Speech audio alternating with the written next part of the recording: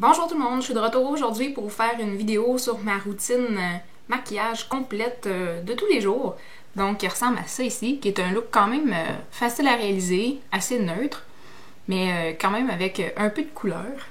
Donc, si vous êtes intéressé à savoir comment j'ai fait pour réaliser ce maquillage, continuez à regarder. Alors, je vais commencer avec mon correcteur Glamouflage en couleur tan, avec un petit pinceau comme ça que je vais utiliser pour fondre le correcteur sous les yeux. Donc j'en applique une petite quantité comme ça. Et je vais juste venir la mettre ici. Je vais également en mettre une petite quantité sur les imperfections que je veux cacher. J'utilise le pinceau pour fondre le tout à ma peau.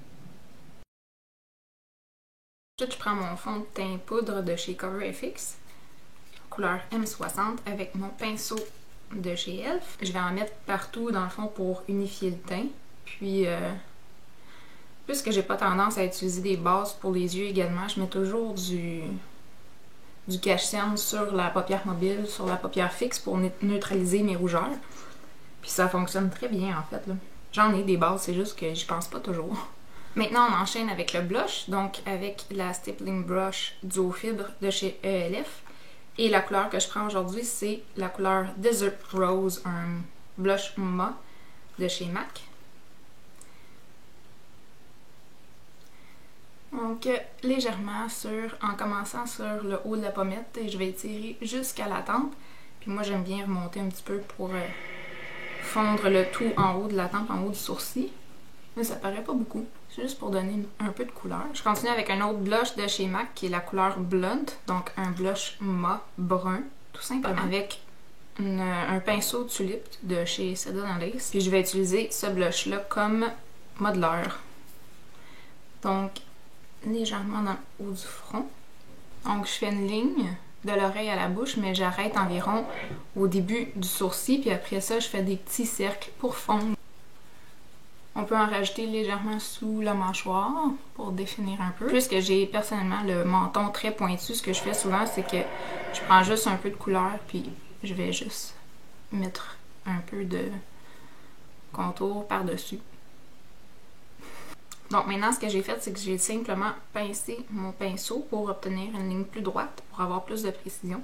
Je vais mettre un peu de modeler sur chaque côté du nez pour l'affiner. Ensuite, j'applique rapidement un Color Tattoo, donc Barely Branded, sur la paupière mobile et la paupière fixe. Ensuite, je vais juste mettre un peu de beige mat sous le sourcil et sur la paupière mobile, question de fixer un peu l'ombre crème qu'on vient de mettre. Maintenant, je prends la petite palette comme ça ici de chez Laura Mercier avec 4 couleurs. Ça, en fait, c'est un enlumineur. Poudre compacte lumineuse, mais je l'utilise comme ombre à paupières. Je vais juste venir mettre un peu de couleur rosée comme ça ici sur la paupière mobile. Et maintenant, je vais prendre mon pinceau fluffy, mon gros pinceau comme ça ici, là, ma blending brush. Je vais venir prendre la couleur la plus foncée pour la mettre par-dessus le creux de l'œil.